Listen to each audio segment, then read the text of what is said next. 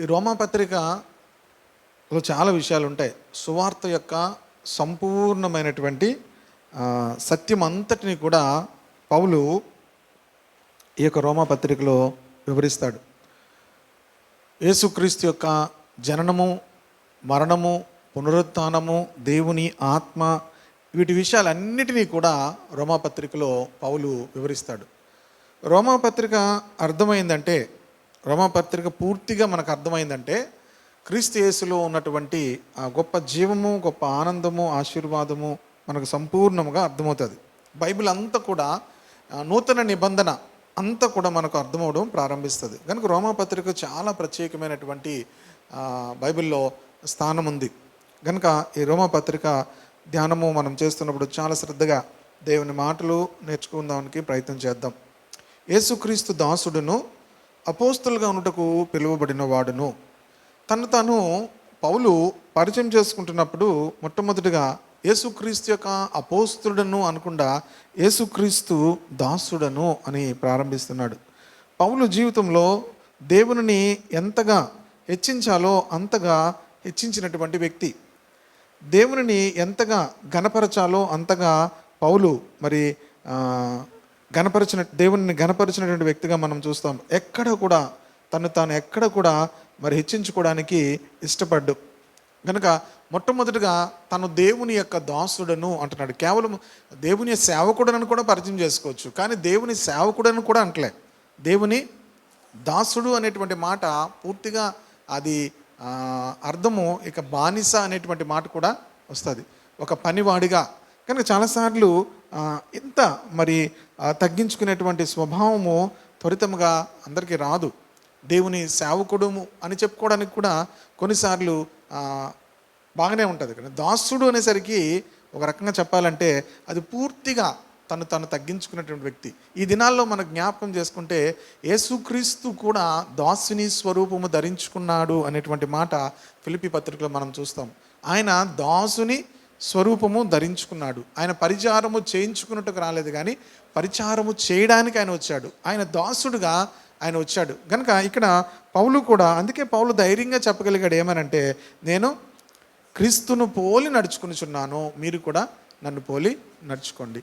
కనుక యేసుక్రీస్తే తాను పరిచయం చేసుకునేటప్పుడు తన గురించి ఏం చెప్పుకున్నాడంటే ఆయన దాసుడును అని పరిశుద్ధాత్మ ద్వారా రాయించుకున్నాడు. సో ఇది మన జీవితంలో తగ్గింపునకు ఉన్నటువంటి గొప్ప ఉన్నతమైనటువంటి స్థాయి. మనలో క్రైస్తవ జీవితంలో మనం ఎంతగా తగ్గించుకుంటామో అంతగా దేవుడు హెచ్చిస్తాడు. అంతే, ఇంక వేరే ఫార్ములా ఏమీ లేదు. ఒక వ్యక్తి హెచ్చింపబడడానికి ఒక వ్యక్తి ఎంతగా తగ్గించుకుంటాడో అంతగా దేవుని చేత ఏమవుతాడు, హెచ్చింపబడతాడు. కనుక చాలాసార్లు మనము హెచ్చించుకునేటువంటి అవకాశాలు కూడా వస్తాయి. అవకాశాలు సాతానుడు ఇస్తాడు చాలాసార్లు, మన గురించి మనం గొప్పగా చెప్పుకోవడం, లేకపోతే మనల్ని మనుషులు పొగడం. అందుకే బైబిల్లో ఏమని తెలుసా, మనుషులందరూ మిమ్మల్ని కొనియాడినప్పుడు మీకేంటి, ఎక్కడైనా చదువుతాం అలాంటి మాట, బైబిల్లోనే ఉంది. మనుషులందరూ మిమ్మల్ని కొనియాడినప్పుడు మీకు శ్రమ.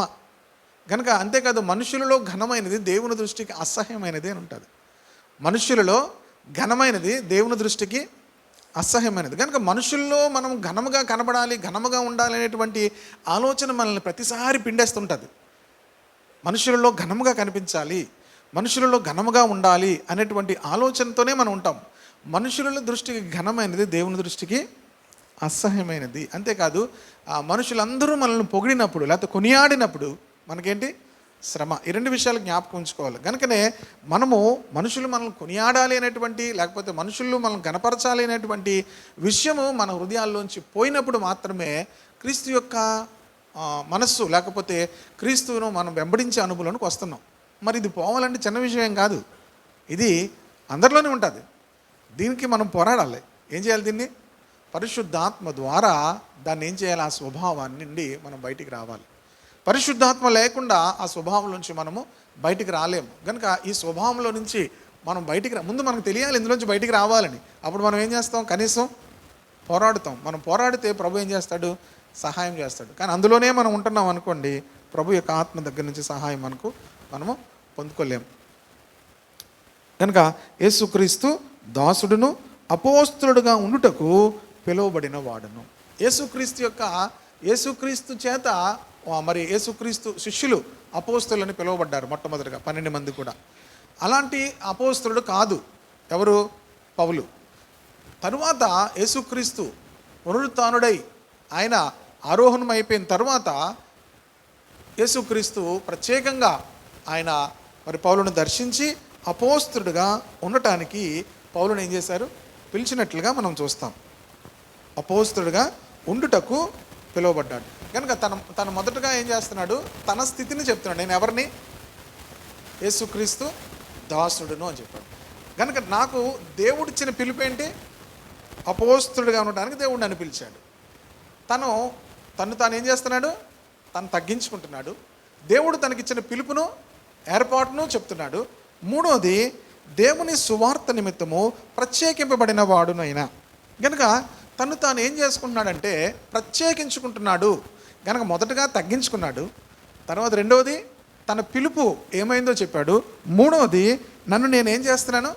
ప్రత్యేకించుకుంటున్నాను. క్రైస్తవ జీవితంలో ఇది చాలా ప్రాముఖ్యమైనది. మనము యేసుక్రీస్తును ఎరిగిన తర్వాత మనం ప్రత్యేకించుకోవాలి. మనల్ని మనం ఏం చేసుకోవాలి? ప్రత్యేకించుకోవాలి. లోకంలో నుంచి మనం ఏమవ్వాలి? ప్రత్యేకించుకోవాలి. లోకంలో ఉన్న వాళ్ళతో కలిసి మనం వెళ్ళిపోకూడదు. లోకము యొక్క మరి అలవాట్లు, లోకం యొక్క స్టైల్స్, లోకంలో ఉన్నవన్నీ కూడా మనం వెంబడిస్తుంటే దేవుని కొరకు మనం ఏం చేయట్లేదు? ప్రత్యేకించుకోవట్లేదు. పౌలు అంటున్నాడు, నేను సువార్త నిమిత్తము నేను ఎందుకు ప్రత్యేకించుకున్నానంటే దేవుడు ఒక వ్యక్తిని వాడుకోవాలంటే దేవుని కొరకు మనం ఏం చేయాలి? ప్రత్యేకించుకోవాలి. దేవుడు నన్ను వాడుకోవాలంటే, దేవుడు పిలిచాడు, దేవుని పిలుపు ఉంది, కానీ దేవుడు నన్ను వాడుకోవాలంటే నా పని ఏంటి? ప్రత్యేకించుకోవాలి. నన్ను నేనేం చేయాలి? అన్ని విషయాల్లో నుంచి ప్రత్యేకించుకోవాలి. ఎంతగా మనము ప్రత్యేకించుకుంటామో దేవుడు మనల్ని వాడుకోవడం ప్రారంభిస్తాడు. పౌలు తాను ఏం చేశాడు? దేవుని సువార్త నిమిత్తము ప్రత్యేకింపబడిన వాడునైనా. ఇది 3 రకాలుగా ఉంటుంది. చెప్తాను 3 విషయాలు కూడా. మొదటిగా గలతీ పత్రిక 1వ అధ్యాయము 15వ వచనం చూద్దాం. గలతీ పత్రిక 1వ అధ్యాయము 15వ వచనం. ఆయనను తల్లి గర్భమునందు పడినది మొదలుకొని నన్ను ప్రత్యేకపరిచి తన కృపచేత నన్ను పిలిచిన దేవుడు, నేను అన్యజనులలో. చూడండి, ఇక్కడ పౌలు తన గురించి ఏం చెప్తున్నాడంటే, నన్ను దేవుడు ఎప్పటి నుంచి ప్రత్యేకపరిచాడంటే తల్లి గర్భమునందు పడినది మొదలుకొని నన్ను ప్రత్యేకపరిచాడు. హల్లెలూయా. ఎక్కడి నుంచి ప్రత్యేకపరిచాడు? తల్లి గర్భమున పడినది మొదలుకొని దేవుడు నన్ను ఏం చేశాడు? ప్రత్యేకపరిచాడు. నన్ను కృపచేత ఏం చేశాడు? పిలిచాడు. అన్ని జనుల్లో నేను సువార్తను ప్రకటించాలని దేవుడు నన్ను ఇవన్నీ కూడా దేవుడు చేసిన పనులు. ఎక్కడి నుంచి దేవుడు ప్రత్యేకపరిచాడు? మీరు అనుకోవచ్చు, మరి పౌలు చాలా హింసకుడుగా ఉన్నాడు, చాలా దోషకుడుగా ఉన్నాడు అనుకోవచ్చు. కానీ పౌలు మనం ఆ యాంగిల్లోనే చూసాము. కానీ పౌలు ధర్మశాస్త్రమందు చాలా పండితుడు. పౌలు ధర్మశాస్త్రం అంతటిని కూడా బాగా ఎరిగినటువంటి వ్యక్తి. అంటే ధర్మశాస్త్రం విషయమే నేను పరిసయుడును అంటాడు, బోధించువాడుగా ఉన్నాడు. ధర్మశాస్త్రం అంతటిని, ఇది పౌలు క్రీస్తుని ఎరగక మునిపే ధర్మశాస్త్రం అంతటినీ కూడా నేర్చుకున్నాడు. ధర్మశాస్త్రం అంతటినీ కూడా నేర్చుకోవడమే కాదు, ధర్మశాస్త్రం అంతటినీ కూడా అనుసరించాడు. మనం అందరం అనుకుంటాము పౌలు నేరస్తుడిగా హింసకుడిగా ఉన్నాడేమో అనుకుంటాం. యాక్చువల్గా ఒక సైడే మీకు అలాగ అర్థమవుతుంది. పౌలు దేవుని విషయమై ఉన్నటువంటి ఆసక్తి ఇంకెవరికి లేదు. ఎందుకు అలా చేశాడంటే, ధర్మశాస్త్ర ప్రకారముగా ఇక ఎవరిని కూడా దేవుడు అనకూడదు. యెహోవాయే దేవుడు. ఆ దేవుని తప్ప ఇక ఎవరినైనా అంగీకరించినా, ఎవరినైనా పూజించినా వారి జనాంగంలో వారిని ఏం చేస్తారు? హింసిస్తారు, రాళ్ళతో కొట్టి చంపుతారు. కనుక అంత భయంకరమైనటువంటి ఆ ధర్మశాస్త్రంలో ఉన్నటువంటి విషయాలను తను నేర్చుకున్నాడు. కనుక ఇతరుల పట్ల అంత రోషముగా ఉండేవాడు అనమాట. దేవుని కొరకు ఏం చేసేవాడు? మనం అనుకున్నట్లుగా పౌలు దేవుని కొరకు రోషముగా ఉండేవాడు. ఇతరులను చంపడం కాదు తన ఉద్దేశం. దేవుని యేసుక్రీస్తును వెంబడించే వాళ్ళని చంపడం తన ఉద్దేశం కాదు. దేవుని కొరకు రోషముగా ఉండేవాడు. దేవుడు తప్ప ఈ దేవుని తప్ప, నేను తప్ప వేరొక దేవుడు మీకు ఉండకూడదు, ఇక ఏ దేవుణ్ణి మీరు పూజించకూడదు అనేటువంటి ఆజ్ఞని ఎరిగినవాడు కనుకనే తన రోషముగా కఠినముగా వారి పట్ల ఉండేవాడు అన్నమాట. యూదులు కూడా దేవుని విషయమే చాలా రోషముగా ఉంటారన్నమాట. ఆ దేవుణ్ణి తప్ప, అంటే నిజమైన యూదుడు, కల్తీ యూదుల కంటే తర్వాత వాళ్ళు చాలామంది జారిపోయారు. కానీ కొంతమంది దేవుడు ప్రత్యేకించుకున్న వారు ఇంకా ఉన్నారు. రోషముగా దేవుని కొరకు బ్రతికిన వాళ్ళు. దేవుని దగ్గర తప్ప ఇంకెవరికి దగ్గర కూడా మరి తల వంచినటువంటి వాళ్ళు. పౌలు అలాంటి స్పిరిచువల్ కండిషన్ కలిగిన వాడు కనుక పౌలు గురించి మనకు తెలియకపోతే మనం ఏమనుకుంటామంటే పౌలు మారిపోయాడేమో అనుకుంటారు. పౌలు యేసుప్రభు దర్శించిన తర్వాత మారాడేమో అనుకుంటారు. కానీ పౌలు చాలా రోషము కలిగిన వ్యక్తి. ధర్మశాస్త్ర విషయమే నేను అనింద్యుడును అంటాడు. ధర్మశాస్త్రం విషయమై నేను అనింద్యుడును అంటాడు. కనుక ధర్మశాస్త్రం విషయంలో తనలో ఏ లోపము కూడా ఎవరు కూడా చూడలేనంత నీతిమంతుడుగా తను బ్రతికాడు. మనకు అనేం తెలుసు అంటే సంఘాన్ని హింసించాడనే తెలుసు. సంఘమును గురించిన అవగాహన లేదు. ఎవరో ఇతర దేవతలనో లేకపోతే ఇతర దేవుళ్ళని ఎవరినో వీళ్ళు పూజిస్తున్నారు, మారిపోతున్నారు అని సువార్త ప్రకటించే వాళ్ళని దండించేవాడు తప్ప, హింసించేవాడు తప్ప దేవుని పట్ల చాలా రోషము కలిగిన వ్యక్తి. కనుక పౌలును దేవుడు ఎప్పటి నుంచి ప్రత్యేకించుకున్నాడు? తల్లి గర్భంలో పడినది మొదలుకొని దేవుడు పౌలును ప్రత్యేకించాడు. కనుక ఎందుకు ప్రత్యేకించాడు అంటే దేవుని ప్రకటించాలని పౌలు పట్ల దేవుని సంకల్పము తల్లి గర్భంలో ఉన్నప్పుడే ఉంది. దేవునికి స్తోత్రం కలుగును గాక. హల్లెలూయా. కనుక ఈ విషయాలు అంటే ఇంకా మన అందరి పట్ల కూడా దేవుడు తన సంకల్పాన్ని కలిగి ఉంటాడు. ఇర్మియా గురించి కూడా మనం చూస్తాం అలాంటిది. గర్భంలో ఉన్నప్పుడే దేవుడు నేను పిలిచి తిని నేను నిన్ను ఏర్పరచుకుంటుని అని దేవుడు మాట్లాడిన విషయాన్ని చూస్తాం. కనుక దేవుడు ప్రజలను ఆయన ముందుగానే ఏర్పరచుకుంటాడు. కానీ ఆ అవగాహనలోనికి చాలామంది రారు. అసలు దేవుడు మనల్ని ఏర్పరచుకుంటాడు, దేవుడు మనల్ని పిలుచుకుంటాడు, దేవుడు మనల్ని ప్రత్యేకించుకుంటాడు అనే విషయాలు మనకి తెలియదు, మన పిల్లలకి చెప్పం. మన ప్లాన్లు మనకే ఉంటాయి, మన పిల్లల పట్ల కూడా మన ప్లాన్లే ఉంటాయి. కనుక పౌలు అది గ్రహించాడు. నేను సువార్తను ఎరిగానంటే దేవుడు నన్ను తల్లి గర్భంలో పడినది మొదలుకొని దేవుడు నన్ను ఏం చేశాడు? ప్రత్యేకించాడు. ఇప్పుడు తన్ను తాను ఎలా ప్రత్యేకించుకున్నాడో చూద్దాము. ఇది ఎలాగ ఉంటుందంటే యెషయా గ్రంథము 52:11. యెషయా గ్రంథం 52:11.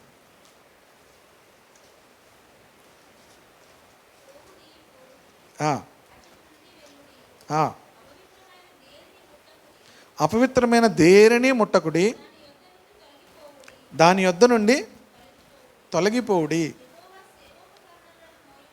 యెహోవా సేవోపకరణములు మోయవారులారా, మిమ్మును మీరు పవిత్రపరచుకొనడి. ఇది తన్ను తాను ప్రత్యేకించుకోవడం. యెషయా గ్రంథము 52:11. అర్థమైందా మీకు? మనల్ని మనం ప్రత్యేకించుకోవడం అంటే ఏంటి? ఏం చేయమంటున్నాడు? మళ్ళా చదువమ్మా. ఎక్కడి నుంచి వెళ్ళిపోవాలి? అపవిత్రమైన దాని యొద్ద నుండి వెళ్ళిపోవాలి. దేవునికి ప్రత్యేకించుకోవడం అంటే ఇందాక మనం చూసింది దేవుడు తన్ను ప్రత్యేకించినట్లుగా మొదటిసారి వచ్చిన చూపించాను. ఇక్కడ దేవునికి మనము ప్రత్యేకించుకోవడం అంటే పోవుడి అచ్చటి నుంచి వెళ్ళుడి, అపవిత్రమైన దేనిని ముట్టకుడి, దాని యొద్ద నుండి తొలగిపోవుడి. ముట్టద్దు, దాని యొద్ద నుండి మనల్ని మనం ప్రత్యేకించుకోవాలి. దిస్ ఈజ్ అవర్ ఏమంటారు సబ్మిషన్. మనము దేవుని ఎందుకు అంటే యెహోవా సేవోపకరణములు మోయేవారులారా, మిమ్మును మీరు పవిత్రపరచుకోండి. హల్లెలూయా. దేవుని పని చేయాలంటే యెహోవా సేవోపకరణములు, దేవుని పని చేయాలి అంటే మనల్ని మనం ఏం చేయాలి? ప్రత్యేకించుకోవాలి, పరిగెత్తాలి. ఎక్కడి నుంచి పరిగెత్తాలి? అపవిత్రమైన వాటి యొద్ద నుండి పారిపోవాలి. హల్లెలూయా. తొలగిపోవాలి. కనుక ఏసేపు పారిపోయినట్లుగా మనం చూస్తాం. కనుక దేవుడు ఒక వ్యక్తిని వాడుకోవాలంటే అపవిత్రమైన దాని దగ్గర నుంచి ఏమవ్వాలి? బయటికి వెళ్ళిపోవాలి. అచ్చటి నుంచి వెళ్ళుడి, అపవిత్రమైన దేనిని ఏం చేయొద్దు? ముట్టద్దు, దాని యొద్ద నుండి తొలగిపోవండి. ఎందుకంటే దేవుని యొక్క సేవోపకరణములు మోయేవారులారా, మిమ్మల్ని మీరు, ఇది మనము చేయవలసిన పని. దేవుడు ప్రత్యేకపరిచాడు, అలాగే మనల్ని కూడా ఏం చేసుకోవాలి? మన పని ఉంటుంది. కనుక క్రైస్తవ జీవితంలో, విశ్వాస జీవితంలో, పరిచర్యలో దేవుడు చేసే పని ఉంటుంది, మనము చేసే పని ఉంటుంది. పూర్తిగా మనం చేసే పని చెప్పాం అనుకోండి, మరి దేవుడు చేసే పని మనకు, దేవుడే అన్నిటికీ చేసేవాడు. అయితే మన బాధ్యత కూడా ఉంది. క్రైస్తవ జీవితంలో, విశ్వాస జీవితంలో మన బాధ్యత కూడా ఉంది. దేవుడు ఒక వ్యక్తిని వాడుకోవాలంటే దేవుడే తన అనాది సంకల్పం చెప్పని వాడుకుంటాడు. అయితే మన బాధ్యత కూడా ఉంది. మనల్ని మనం ఏం చేసుకోవాలి? మనల్ని మనము పవిత్ర పరుచుకోవాలి. అపవిత్రమైన వాటిల నుంచి మనము బయటికి వచ్చేయాలి, తొలగిపోవాలి, దాని నుంచి పారిపోవాలి. దేవుని సేవోపకరణములు మోయాలంటే ఏం చేయాలంటున్నాడు? దేవుని సేవోపకరణలు మోయేవారులారా, మిమ్మల్ని మీరు పవిత్రపరచుకోండి. పవిత్రపరచుకుంటే దేవుడు మనల్ని ఏం చేస్తాడు? వాడుకుంటాడు. ఓకేనా? అర్థమైపోయింది. ఇంకా క్లియర్ చెప్పాలి, ఇంకా బోల్డ్ ఉంది చెప్తే. ఇది ఒక్కొక్క మాట గురించి ఒక్కొక్క మెసేజ్ చెప్పచ్చు అనమాట. కనుక ఇప్పుడు మరి ఎక్కువ మెసేజ్ చెప్పే టైం కాదు, బైబిల్ స్టడీ మనం చేస్తున్నాం కనుక మీరు బైబిల్ చదువుతున్నప్పుడు ఉండండి అనేటువంటి మాట మీరు ఎక్కడైనా కనబడినప్పుడు మీరు అండర్లైన్ చేసుకొని తర్వాత ఇవన్నీ కూడా లింక్స్ చేసుకుంటే దేవుని కొరకు మనల్ని మనము ప్రత్యేకించుకోవడం అంటే అర్థమవుతుంది. కనుక ఎవరైనా దేవుని సేవ చేయాలంటే పాత నిబంధనలో వారు నాజీరు చేయబడతారని ఉంటుంది. వారు తల వెంట్రుకలు ఏం చేయకూడదు? కత్తిరించుకోకూడదు. రెండోది ఏం చేయాలి? ద్రాక్షారసము ముట్టుకోకూడదు. చచ్చిపోయినటువంటి వారిని తాకూడదు. వారు ప్రత్యేకంగా ఏం చేయాలి? జీవించాలి. ప్రత్యేకంగా ఏం చేయాలి? జీవించాలి. కనుక అలాంటి ప్రత్యేకమైన జీవితం జీవించినప్పుడు దేవుని సేవోపకరణములు మోయడానికి దేవుడు మనల్ని ఏం చేస్తాడు? వాడుకుంటాడు. మూడవది ఆ ప్రత్యేకమైన గురించే హెబ్రీ పత్రిక 7వ అధ్యాయము 26వ వచనం కూడా చూద్దాం. హెబ్రీ పత్రిక 7వ అధ్యాయము 26వ వచనం. పవిత్రుడును నిర్దోషియు నిష్కల్మషుడును పాపులలో చేరక ప్రత్యేకముగా ఉన్నవాడును ఆకాశ మండలము కంటే మిక్కిలి హెచ్చైన వాడునైనా ఇట్టి ప్రధాన యాజకుడు మనకు సరిపోయిన వాడు. హెబ్రీ పత్రిక 7:26. ఇది ఎవరి గురించి చెప్పబడుతుంది అంటే యేసుక్రీస్తుని గురించి ఈ మాట చెప్పబడుతుంది. యేసుక్రీస్తు కూడా భూమి మీద ఆయన ప్రధాన యాజకుడుగా ఆయన ఎలా పరిచయం చేశాడో చెప్తున్నాడు. ఆయన మొదటగా ఏంటి? పవిత్రుడు. తర్వాత ఏంటి? నిర్దోషి. మూడోది నిష్కల్మషుడు, పాపులలో చేరక ప్రత్యేకముగా ఉన్నవాడు. కనుక యేసుక్రీస్తు కూడా ఈ భూమి మీద పరిచర్య ఎలా చేశారంటే తను తాను ఎలా ఉంచుకున్నాడు? ప్రత్యేకముగా ఆయన జీవించాడు. పవిత్రుడు, నిర్దోషి, నిష్కల్మషుడు, పాపులలో చేరక ప్రత్యేకముగా ఉన్నవాడు, ఆకాశ మండలము కంటే మిక్కిలి హెచ్చైన వాడునైనా ఇట్టి ప్రధాన యాజకుడు మనకు సరిపోయినవాడు. కనుక యేసుక్రీస్తు ప్రభు వారు కూడా తను తాను ప్రత్యేకించుకున్నట్టుగా మనం చూస్తున్నాం కదా. కనుక మనం అన్ని విషయాల్లో కూడా ఏం చేయాలి? క్రైస్తవ జీవితము ప్రత్యేకింపబడిన జీవితం, ప్రత్యేకించబడి జీవించాలి. అందరితో పాటు ఏం వెళ్ళిపోకూడదు? గో అంటే గో, పో అంటే పో అనగా ఉండకూడదు. మనం ఏం చేయాలి? ప్రత్యేకించబడాలి. నేను పలానాది చేయను, పలానా దగ్గరికి రాను, పలానాది ముట్టను, నేను దేవుని కొరకు ఏం చేయబడిన వాడును, ప్రత్యేకింపబడిన వాడను. మనం ఎందుకు వెళ్ళకూడదు, ఎందుకు చేయకూడదు, ఎందుకు ముట్టకూడదు అంటామంటే క్రైస్తవ జీవితమే ప్రత్యేకింపబడిన జీవితము. కనుక యేసుక్రీస్తు ప్రత్యేకించబడినట్లుగా చూస్తున్నాం. పౌలు తల్లి గర్భంలో నుంచి పౌలును దేవుడు ప్రత్యేకపరిచినట్టుగా చూస్తున్నాం. పౌలు తన మట్టుకు తాను యేసుక్రీస్తుకు సబ్మిట్ చేసుకొని తాను ఏం చేసుకున్నాడు? ప్రత్యేకించుకున్నట్లుగా కూడా మనం చూస్తున్నాం. కనుక ప్రత్యేకపడిన జీవితం చాలా అవసరం. తర్వాత పౌలు రోమాలో ఉన్న దేవుని ప్రియులందరికీ అంటున్నాడు. రోమాలో ఉన్న దేవుని ప్రియులందరికీ. రోమాలో ఎవరున్నారు? దేవుని ప్రియులు. అందరూ దేవుని ప్రియుల అంటే దేవుని ప్రియులకు ఒక కండిషన్ ఉంది అక్కడ. ఏంటి? అనగా అన్నాడు. అనగా దేవుని ప్రియులు ఎవరు? అనగా దేవుని ప్రియులంటే ఎవరు అంటే పరిశుద్ధులుగా ఉండడానికి పిలువబడినవారు. ఎవరు దేవునికి ప్రియులంటే పరిశుద్ధులుగా ఉండటానికి పిలువబడినవారు. అంటే దేవుని ప్రియులుగా ఉండాలంటే పరిశుద్ధులుగా ఉండాలి. అర్థమవుతుందా? పరిశుద్ధమైన జీవితాన్ని జీవించాలి. ఎందుకంటే నేను పరిశుద్ధుడను గనక మీరును కూడా ఏమై అన్నాడు? మీ దేవుడైన యెహోవానగు నేను పరిశుద్ధుడను గనక మీరును కూడా ఎక్కడ పరిశుద్ధులై ఉండాలి? ఏ విషయంలో పరిశుద్ధులై ఉండాలి? మీ సమస్త ప్రవర్తన యందు పరిశుద్ధులై ఉండుడి. మీ దేవుడైన నేను పరిశుద్ధుడను గనక మీరు కూడా ఎక్కడ పరిశుద్ధులై ఉండాలి? సమస్త ప్రవర్తనలో పరిశుద్ధులమై ఉండాలి. కనుక మనము చూడండి, ఇది 1 పేతురు పత్రిక 1వ అధ్యాయము 16వ వచనంలో ఉంటుంది. 14, 16 కలిసి ఉన్నాయి. మీరు 14 నుంచి కూడా చదవచ్చు. 1 పేతురు పత్రిక 1వ అధ్యాయము 14, 16. నేను పరిశుద్ధుడనై ఉన్నాను గనక మీరును పరిశుద్ధులై ఉండుడని వ్రాయబడి ఉన్నది. కాగా మీరు విధేయులకు పిల్లలై మీ పూర్వపు అజ్ఞాన దశలో మీకుండిన ఆశలను అనుసరించి ప్రవర్తింపక మిమ్మును పిలిచినవాడు పరిశుద్ధుడై ఉన్న ప్రకారము మీరును సమస్త ప్రవర్తన యందు ఎక్కడ పరిశుద్ధులై ఉండాలి? ఇప్పుడు మీ ప్రవర్తన అంతటలో ఏమై ఉండాలి? పరిశుద్ధులై ఉండాలి. అప్పుడు మనం ఏమవుతాం? దేవునికి ప్రియులు, ప్రియమైన వారు, బిలవర్డ్. దేవునికి మనము అత్యంత ప్రియమైన వారంగా ఉంటాం. హల్లెలూయా. ఎవరు అత్యంత ప్రియమైన వారుగా ఉంటారంటే పరిశుద్ధులుగా ఉన్నవారు. ఎక్కడ పరిశుద్ధులు? సమస్త ప్రవర్తనలో. అంతేకాదు, మీరు విధేయులకు పిల్లలై మీ పూర్వపు అజ్ఞాన దశలో మీకుండిన ఆశలను అనుసరించి ప్రవర్తింపక. మనందరికి ఏముంటాయి? ఆశలు ఉంటాయి. అందరికి ఏముంటాయి? ఆశలు ఉంటాయి. ఆ ఆశలను అనుసరించి ప్రవర్తించొద్దు. మీరు ఇప్పుడు ఏమవ్వాలంటే యేసుక్రీస్తులకు వచ్చిన తర్వాత ఆ పాత ఆశలన్నీ ఏమవ్వాలి? పాత ఆశలన్నీ కూడా చంపాలి. పాత ఆశల్లోంచి మనం ఏమవ్వాలి? బయటకు రావాలి. అప్పుడే పరిశుద్ధమైనటువంటి జీవితాన్ని మనం జీవించగలుగుతాం.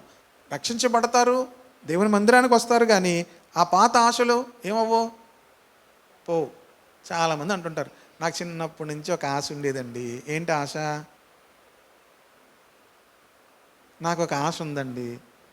రక్షణ పొందకముందు ఉన్నటువంటి ఆశలు ఏమంటున్నాడు? అజ్ఞాన దశలో మీకుండిన ఆశలు. అజ్ఞాన దశ. అది ఏ దశ? యేసుక్రీస్తు లేని దశ ఏంటి? అజ్ఞాన దశ. అజ్ఞానులు అంటే దేవుని గురించిన జ్ఞానం లేనప్పుడు మనం అందరం కూడా ఏంటి? అజ్ఞానులమే. అజ్ఞాన దశలో ఉన్నటువంటి ఆశలు ఉండకూడదు. అవన్నీ కూడా ఏమవ్వాలి? వాటిని అనుసరించి ప్రవర్తించకూడదు. ఎందుకు అంటే మిమ్మల్ని పిలిచిన వాడు పరిశుద్ధుడైన ప్రకారము మీరును సమస్త ప్రవర్తన యందు పరిశుద్ధులై ఉండడి. హల్లెలూయా. అర్థమైంది కదా? పరిశుద్ధులుగా ఉన్నవారు దేవునికి ఏమవుతారు? ప్రియులుగా ఉంటారు. కనుక ఇవే చాలా కడుపు నిండిపోయి. ఏవి? ఇప్పుడు చెప్పిన మాటలే మనకేమయ్యా? నిండయా లేదా? ఇంకా ఆకలేస్తుందా? వేరే ఆకలి అయ్యా లేస్తే తప్ప. దేవుని వాక్యంలో ఎన్ని మాటలు ఉన్నాయి. యేసుక్రీస్తు దాసుడును ఎంత తగ్గించుకుంటున్నాడు, ఎంత గొప్ప దేవుని సేవకుడు, ఎంత గొప్పగా దేవుని చేత వాడబడ్డాడు. తన గురించి ఏం పరిచయం చేసుకుంటున్నాడు? కొన్నిసార్లు సరిగా చెప్పకపోతే వాళ్ళ గురించి ఎంత ఫీల్ అయిపోతారో కొంతమంది. ఇదేనా మర్యాద అనుకుంటారు కదా. మర్యాద, దేవుని సేవకుడు అంటే మర్యాద ఏంటి? దేవుని సేవకుడు అంటే మరి పౌలే అసలు మర్యాద గురించి ఏం మాట్లాడట్లేదు. నన్ను ఏమంటున్నాడు? గౌరవించాలి.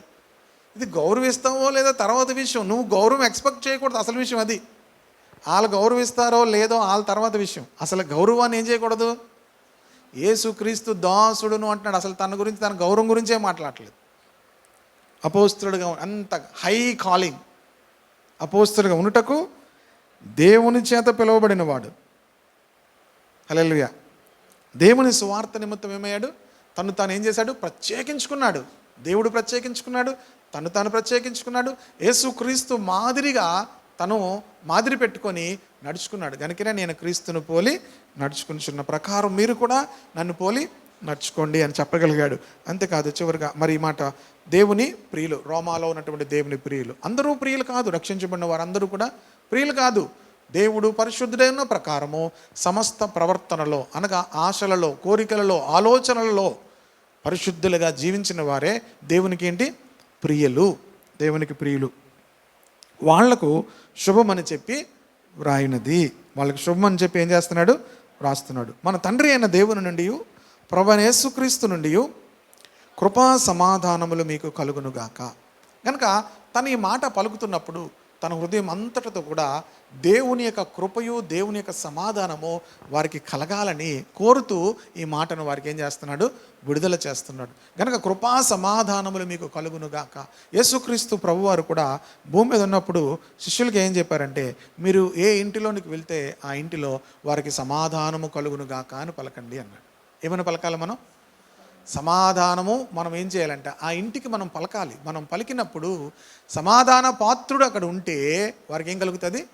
సమాధానం కలుగుతుంది. లేకపోతే ఆ సమాధానం మరలా మీకు అంటే సంథింగ్ గోయింగ్, మనలోంచి ఏదో బయటకు వెళ్తుంది. ఆ క్రీస్తు యొక్క సమాధానము, క్రీస్తు యొక్క కృపను మనం అనుభవిస్తూ ఇతరులకు మనం దాన్ని ఏం చేయాలి? విడుదల చేయాలి.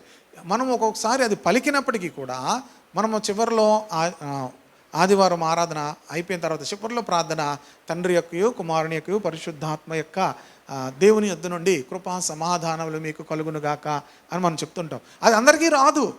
ఎవరికి వస్తుంది ఇది? దానికి పాత్రులైన వారికి వస్తుంది. ఒక ఇంట్లోకి వెళ్ళి మీకు సమాధానము కలుగునుగాక అని పలికితే ఆ ఇంట్లో ఆ సమాధానానికి ఏమవ్వాలి? పాత్రులు ఉండాలి. ఆ సమాధానానికి ఏమవ్వాలి? పాత్రులు ఉండాలి. ఆ సమాధానంకు పాత్రులు ఉన్నప్పుడే దానికి ఏమవుతుంది? సమాధానం కలుగుతుంది. కనుక ఈ రోమాలో ఉన్నటువంటి వారందరికీ కూడా కృపా సమాధానములు తండ్రి అయిన దేవుని నుండి ప్రభువైన యేసుక్రీస్తు నుండి వారికి కలగాలని పౌలు కోరుతూ మీకు కలుగునుగాక అని చెప్తున్నాడు. సరేనా? దేవుడు తన కుమారుడును మన ప్రభువునైన యేసుక్రీస్తు విషయమైన ఆ సువార్తను పరిశుద్ధ లేఖనముల యందు తన ప్రవక్తల ద్వారా ముందు వాగ్దానము చేశాను. కనుక సువార్త అనేది దేవుడు ముందుగానే ఏం చేశాడు? తన ప్రవక్తల ద్వారా, సమూయేలు ద్వారా, మోషే ద్వారా, ప్రియ దేవుని బిడ్డలారా, హానోకు ద్వారా, అలాగే నోవాహు ద్వారా, తర్వాత వచ్చినటువంటి దేవుని సేవకులందరూ అబ్రహాము ద్వారా, ఇస్సాకు, యాకోబుల ద్వారా సువార్తను దేవుడు ముందుగానే ఏం చేశాడు? వాగ్దానము చేశాడు. కనుక తన దేవుడు తన పరిశుద్ధ లేఖనముల యందు తన ప్రవక్తల ద్వారా ముందు వాగ్దానం చేశాడు. లేఖనాల ద్వారా ముందుగానే దేవుడు సువార్తను తెలియజేశాడు. ఈ గలతీ పత్రికలో గతంలో కూడా మనం చూసాం. దేవుడు సువార్తను ముందుగా అబ్రహామునకు తెలియచేసి అని ఉంటుంది. కనుక ప్రియ దేవుని బిడ్డలారా, దేవుడు ముందుగానే లేఖనముల యందు తన ప్రవక్తల ద్వారా దేవుడు వాగ్దానం చేశాడు. అయితే యేసుక్రీస్తు శరీరమును బట్టి దావీదు సంతానముగాను మృతులలో నుండి పునరుత్థానుడైన అయినందున పరిశుద్ధమైన ఆత్మను బట్టి దేవుని కుమారుడుగాను ప్రభావముతో నిరూపింపబడెను. దేవుడు శరీరమును బట్టి ఏమయ్యాడట? దావీదు సంతానముగా. శరీరమును బట్టి ఎవరు? దేవుడు ప్రభు దావీదు సంతానముగా పుట్టాడు. ఆయన శరీరమును బట్టి అంటే అతను ఏ వంశంలో పుట్టాడో, ప్రభు ఏ యొక్క గోత్రంలో పుట్టాడో, ప్రభు ఏ స్థలంలో పుట్టాడో దానిని బట్టి యేసుక్రీస్తు గురించి ఏం చెప్పబడుతుంది? ఆయన దావీదు సంతానము. కానీ ఆయన పునరుత్థానుడైనందున, మృతులలో నుండి పునరుత్థానుడైనందున పరిశుద్ధమైన ఆత్మను బట్టి ఏమైందట? దేవుని కుమారుడిగా ప్రభావముతో నిరూపింపబడిన యేసుక్రీస్తు ఎప్పుడైతే మరణమును జయించి తిరిగి లేచి పరిశుద్ధమైనటువంటి ఆత్మతో ఆయన ఆరోహణుడయ్యాడో ఆయన దేవుని కుమారుడిగా ఏమంటున్నాడు? నిరూపింపబడ్డాడు. భూమి మీద జీవించినప్పుడు ఆయన అందుకే మనుష్య కుమారుడు అని పిలువబడ్డాడు. భూమి మీద జీవించినప్పుడు ఆయన ఏమని పడ్డాడు? మనుష్య కుమారుడు. కనుక ఆయన మనుష్య కుమారుడుగా జీవించాడు. అర్థమవుతుందా? కనుక కానీ ఆయన ఎవరి కుమారుడు? దేవుని కుమారుడే. కానీ భూమి మీద జీవించినప్పుడు ఎవరి కుమారుడు? మనుష్య కుమారుడు. కనుక దేవుని కుమారుడుగా ఆయన మనుషులందరికీ ఎప్పుడు కనిపించాడంటే తెలుసుకున్నారంటే ఆయన పునరుత్థానుడైనప్పుడు ఆయన నిరూపించబడ్డాడు అంటున్నాడు. ఆయన నిరూపించబడ్డాడు. కనుక ఎవరూ కూడా మరణమును జయించలేరు కదా. ఎవరైనా వచ్చి ఏమవ్వాలి? చనిపోవాలి. కానీ పరిశుద్ధమైనటువంటి ఆత్మను బట్టి యేసుక్రీస్తు ఏం జయించాడు? మరణమును జయించాడు. ఆయన మరణమును జయించాడు కనుకనే ఆయన పరిశుద్ధమైనటువంటి ఆత్మను బట్టి దేవుని కుమారుడిగా ప్రభావంతో ఏమయ్యాడు? నిరూపించబడ్డాడు. కనుక ఈ రెండు డిఫరెన్స్ మీరు తెలుసుకోవాలి. దావీదు సంతానముగా మనుష్యుడిగా ఉన్నప్పుడు ఆయన దావీదు సంతానం, అందుకే దావీదు కుమారుడా అని ఆయన పిలిచారు. దావీదు కుమారునికి జయము అని పిలిచారు. కానీ ఆయన దావీదు కుమారుడు మాత్రమే కాదు, ఆయన దేవుని కుమారుడు. కనుక దావీదు కుమారుడిని మనం ఎరిగితే రక్షణ కలగదు, కానీ దేవుని కుమారుడని మనం తెలుసుకోవాలి. ఆయన ఎవరి కుమారుడు? దేవుని కుమారుడు అనే విషయం కూడా మనము ఒప్పుకోవాలి, గ్రహించాలి. ఈయన నామము నిమిత్తము సమస్త జనులు సమస్త జనులు విశ్వాసమునకు విధేయులగునట్లు యేసుక్రీస్తు నామమును బట్టి సమస్త జనులు, మనుషులందరూ కూడా విశ్వాసమునకు ఏమవ్వాలి? విధేయులవ్వాలి. గనుక మనము విశ్వాసమునకు ఏమవ్వాలి? విధేయులం అవ్వాలి. కనుక భూమి మీద ఉన్న సమస్త జనులు కూడా ప్రభువుని ఏం చేయాలి? విశ్వసించాలి. కనుక ఈయన నామము నిమిత్తం, ఎవరి నామము నిమిత్తం అంటే యేసుక్రీస్తు నామము నిమిత్తము సమస్త జనులు విశ్వాసమునకు ఏమవ్వాలి? విధేయులగునట్లు ఈయన ద్వారా మేము కృపను అపోస్తలత్వమును పొందితిమి. మా పరిచర్యకు ఉన్నటువంటి ప్రాముఖ్యమైన విషయం ఏంటంటే యేసుక్రీస్తు నామానికి మనుషులందరూ విధేయులగునట్లు. అంతేకాదు విశ్వాసమునకు విధేయులగునట్లు. అంటే యేసుక్రీస్తునందు విశ్వాసమునకు అందరూ కూడా ఏమవ్వాలి? విధేయులగునట్లు దేవుడు మాకు ఇచ్చిన పరిచర్య అంటే మొదటగా మాకు కృపనిచ్చాడు. రెండోది ఏమిచ్చాడు? అపోస్తలత్వాన్ని మేము ఏం చేసాము? పొందాము. ఎందుకు మేము అపోస్తలత్వాన్ని పొందాము? ఎందుకు దేవుని యొద్ద నుంచి కృప పొందామంటే మనుషులందరూ కూడా యేసుక్రీస్తు నామమునందు విశ్వాసముంచి విధేయులగడానికి మాకు దేవుడు పరిచర్య ఇచ్చాడు. మన పరిచర్యలో మనం ఉప్పొంగడానికి లేదు, ఏమి గొప్ప అవడానికి లేదు. మన పని ఏంటి? మనుషులందరూ కూడా యేసుక్రీస్తుకు ఏమవ్వాలి? విశ్వాసమునకు విధేయులవ్వాలి. మీరును వారిలో ఉన్నవారై యేసుక్రీస్తు వారుగా ఉండుటకు పిలువబడి ఉన్నారు. ఎంత చక్కని మాట చూడండి. మీరు మామూలుగా స్పీడ్గా చదివితే ఏమర్థం అవుతుంది? స్లోగా చదివితే మీరును వారిలో ఉన్నవారే అంటే ఎవరిలో ఉన్నారు? మీరు విశ్వాసమునకు విధేయులయ్యారు. విశ్వాసమునకు ఏమయ్యారు? విధేయులయ్యారు. మీరు వారిలో ఉన్నవారు అంటే విశ్వాసమునకు అంటే సువార్తకు మీరు ఏమయ్యారు? నమ్మారు, విశ్వసించారు సువార్తను. అంతేకాదు విధేయులయ్యారు. విశ్వసించడం వేరు, విధేయత రెండు ఉండాలి. విశ్వాసముతో పాటు ఏముండాలి? విధేయత ఉండాలి. కేవలం విశ్వాసం ఒకటే రక్షిస్తుందా అంటే అక్కడ కాదు. విశ్వాసముతో పాటు ఏముండాలి? విధేయత ఉండాలి. విశ్వాసమునకు విధేయులం అవ్వాలి. గనుక దానిని చెప్తూ ఏమన్నాడు? మీరు వారిలో ఉన్నవారే. అలాంటి అనుభవం మీరు కూడా వచ్చి మీరు ఇక మీదట యేసుక్రీస్తు వారుగా ఉండుటకు పిలువబడి ఉన్నారు. ఇప్పుడు మనం ఎవరు చెందిన వారం అంటే యేసుక్రీస్తు వారము. ఎవరి వారము? యేసుక్రీస్తులోకి వచ్చిన తర్వాత మేము ఎవరు అంటే మేము గొల్లలో, మేము గొర్రెలం. తర్వాత ఏంటి? మేము యేసుక్రీస్తు వారము. ఎవరి వారము? మీరు ఎవరు అంటే ఏం చెప్పాలి? యేసుక్రీస్తు వారుగా ఉండుటకు పిలువబడ్డారు. సో మన ఐడెంటిటీ అంతా చేంజ్ అయిపోయింది. మనకు ఉన్నటువంటి స్థితి అంతా మారిపోయింది. ఏమైపోయింది ఇప్పుడు మనం? ఇంతకన్నా ఆధిక్యత ఏమైనా ఉంటే చెప్పుకోండి. మేము వాళ్ళవండి, మేము వీళ్ళవండి. కొంతమంది మేము కాపులు అండి, మేము రాజులు అండి, మేము ఎవరము ఇది చెప్తుంటారు కదా. మీరు ఇంతకన్నా ఎక్కువేముంది? యేసుక్రీస్తు వారము కన్నా ఎక్కువేముంది? మిగతావన్నీ తక్కువే. యేసుక్రీస్తు వారుగా అనే మాట కన్నా మిగతావన్నీ ఏంటి? అన్నీ తక్కువే. అసలు ఎంచడానికి కూడా అవకాశము లేదు. గనుక మనము యేసుక్రీస్తు వారముగా ఉండుటకు పిలువబడ్డాం. హల్లెలూయా. గనుక మీరును వారిలో ఉన్నవారే యేసుక్రీస్తు వారుగా ఉండుటకు పిలువబడ్డారు. హల్లెలూయా. ఇది మనకు ఎంతో ఆధిక్యత. ఈ మాట నేను చదివినప్పుడు నాకు ఎంత సంతోషం అనిపించిందో. నేను ఎవరిని అంటే యేసుక్రీస్తు వారము. దేవునికి స్తోత్రం. యేసుక్రీస్తు వాడను, యేసుక్రీస్తు వారము అనేటువంటి గొప్ప ఆధిక్యత. మేము ఇక ఎవరికి చెందిన వారం అంటే మేము యేసుక్రీస్తుకు చెందిన వారము, మేము యేసుక్రీస్తు వారము. హల్లెలూయా. కనుక మనము యేసుక్రీస్తు వారుగా ఉండటకు పిలువబడి ఉన్నాము. కనుక ఇంక కిందకి వెళ్ళను. వచ్చే వారం థర్స్డే ఉండదు. వచ్చే వారం 18వ తారీఖు అనుకుంటాను కదా. 18వ తారీఖు అందరికీ ప్రియదేవుని బిడ్డలారా ఇప్పుడే ఆహ్వానం ఏంటంటే లావణ్య ఆంటీ చర్చిలో అక్కడ క్రిస్మస్ ప్రోగ్రామ్ చేస్తున్నాము. అది 18 థర్స్డే వచ్చింది అనుకుంటున్నాను. థర్స్డే వచ్చింది. మన చర్చ్ అందరికి కూడా ఆహ్వానించారు. అది మరిపాలెం మహారాణి వీధిలో ఓపెన్ మీటింగే చేస్తాము. దానికి గెస్ట్ స్పీకర్ని కూడా పిలవడం జరిగింది. అందరికి కూడా ఆహ్వానము, అలాగే అక్కడ మాకు భోజనాలు కూడా ఉంటాయి. కనుక త్వరితంగా వచ్చినట్లయితే అందరికీ నేను అడ్రస్ మళ్ళీ పెడతాను. అక్కడ క్రిస్మస్ చేస్తున్నాము మరిపాలెం మహారాణి వీధిలో, మీకు అడ్రస్ పెడతాను. 19వ తారీఖుని మరి ఏజెన్సీలో రమేష్ మాస్టర్ గారు ఉన్నటువంటి ప్రాంతంలో క్రిస్మస్ మెసేజ్ చెప్పాలి. అక్కడ క్రిస్మస్ చేస్తున్నాము. 21 రాజ్ కుమార్ పరిచయం చేస్తున్న దాలింపేట ప్రాంతంలో మనమే చేస్తున్నాం. అన్నీ కూడా అక్కడ అందరికీ భోజనాలు పెట్టడం అన్నీ కూడా మనమే చేస్తాము. కనుక వీటి కోసం ప్రార్థన చేయండి. నేను ఇవాళ రాత్రి యాక్చువల్గా మేము 10:45కి వెళ్ళాలి మా ట్రైను. ఇప్పుడు వచ్చేది రాలేదు, కనీసం విజయవాడ కూడా రాలేదు. అది మధ్యరాత్రిలో 2:30కో 3కో వస్తుంది. అప్పుడు మేము ప్రయాణమే వెళ్ళాలి. కనుక ప్రార్థన చేయండి. సమయానికి అక్కడ మేము రీచ్ అవ్వాలని.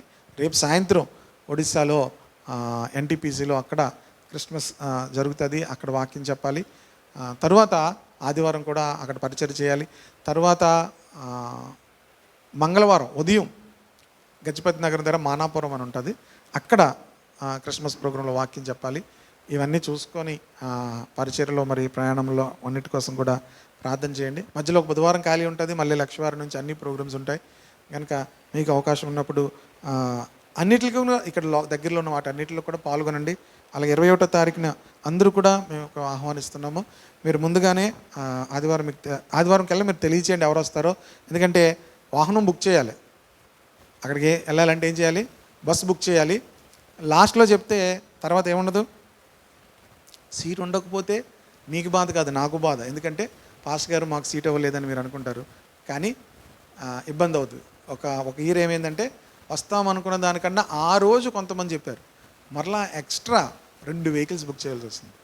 ఆ రెండింటికి పెట్రోల్ అన్నీ కూడా నేనే వేయించవలసి వచ్చింది. ఇప్పుడు వేయించడం కాదు, ఎంత తలకాయ నొప్పి తెలుసు అది. లాస్ట్ మినిట్లో చెప్తే చాలా హెడేక్ అది.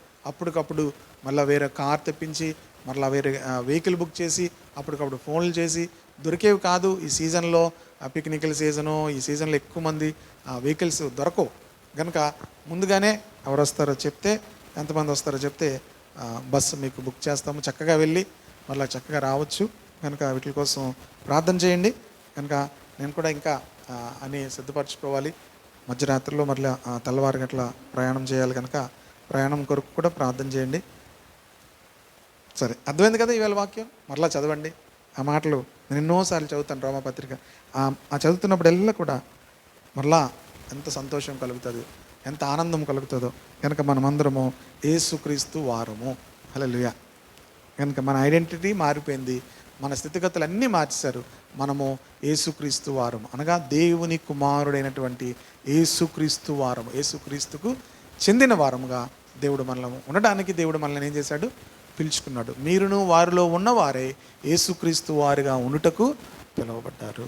హల్లెలూయా. ప్రార్థన చేసుకుందాము అందరం కూడా.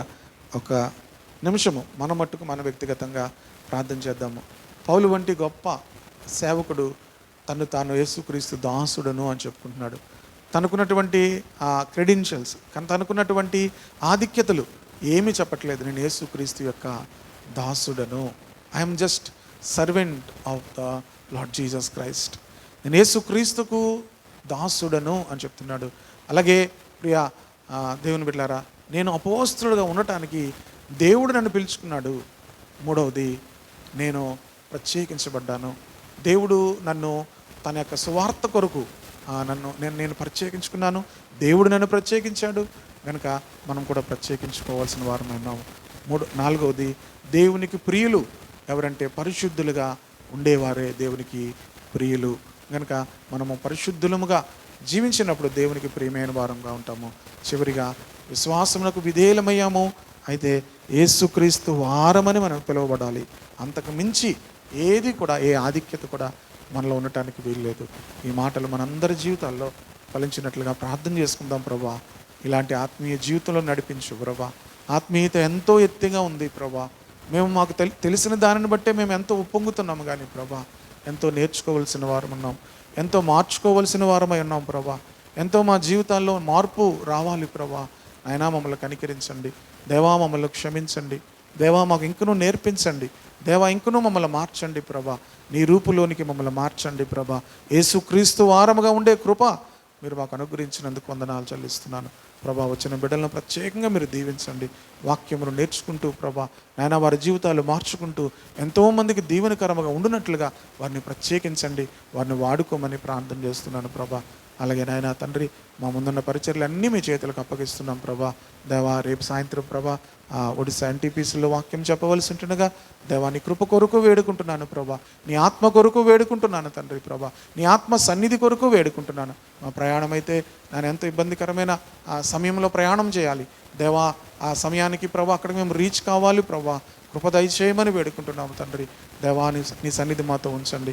ప్రయాణంలో ఎవరు ఎటువంటి బడలికి గురి కాకుండానట్లు సహాయం చేయండి నాయన. మానాపురంలో కూడా చేయవలసిన మెసేజ్ కొరకు నీ సన్నిధిలో ప్రార్థన చేస్తున్నాను దేవా. ఆ ప్రాంతంలో గొప్ప ఉద్యమం కలుగునట్లుగా, గొప్ప వెలుగు కలుగునట్లుగా తండ్రి మీరు కార్యం చేయండి. మరిపాలెంలో తండ్రి మహారాణి వీధిలో 18వ తారీఖున జరిగే క్రిస్మస్ ప్రోగ్రామ్ కూడా మీ చేతులకు అప్పగిస్తున్నాం ప్రభా. ఆయన మరొక అవకాశం మీరు మాకు ఇచ్చారు ప్రభా. ఆ దినం కూడా నిన్ను బలముగా ఆయన ప్రకటించడానికి ఆ దినం వచ్చే నీ సేవకుని మీరు వాడుకోండి ప్రభా. దేవా, అన్నీ కూడా చక్కగా మీరు సమకూర్చమని వేడుకుంటున్నాను. అలాగే ప్రభానికి స్తోత్రాలు చెల్లిస్తున్నాను. నాయన 19వ తారీఖున ప్రభా జడ్జోగంపేట ఏజెన్సీ ఏరియాలో కూడా ప్రభా వాక్యం చెప్పాలి నాయన. అక్కడ జరిగే క్రిస్మస్ ప్రోగ్రామ్ను కూడా మీ చేతులకు అప్పగిస్తున్నాం. 21వ తారీఖున కూడా ప్రభా దేవా మరొకసారి దేవా ఆ ప్రాంతంలో ఎంతో భయంకరమైన ప్రాంతం, చీకటి శక్తుల చేత బంధకాల్లో అపవాది బంధించినటువంటి నాయనా తండ్రి ఆ ప్రాంతంలో మరొకసారి సువార్తను ప్రకటిస్తున్నప్పుడు సువార్త వెలుగు ప్రకాశము ప్రజల మీద ప్రకాశించి ప్రజలకున్న బంధకాలు తెగిపోవడానికి సహాయం చేయ ప్రభా. అక్కడ సేవ చేస్తున్న రాజ్ కుమార్ని ప్రభా దేవా తన విజయాను నాన్న బిడ్డలను మీరు బలపరచండి ప్రభా. అదన మంచి వాతావరణం దయచేయండి నాయన. ఇయర్లో ప్రభా 25న క్రిస్మస్ ఆరాధన, అలాగే తన ఇయర్ ఎండింగ్ ఫాస్టింగ్ ప్రేయర్స్ నాయన 31st నాయన తండ్రి దేవ వాచ్ నైట్ సర్వీస్ మీ చేతులకు అప్పగిస్తున్నాం. అన్నీ క్రమంగా మర్యాదగా పరిశుద్ధాత్మ శక్తితో అభిషేకముతో నడిపించమని ప్రార్థిస్తూ సమస్త మహిమ ఘనత ప్రభావములు మీకు చెల్లిస్తూ తోడయుని నడిపించమని కోరుతూ థ్యాంక్ యూ లార్డ్. యేసు శక్తి గల నామములో ప్రార్థించి మనవులు అడిగి వేడుకుంటున్నాను తండ్రి. ఆమేన్.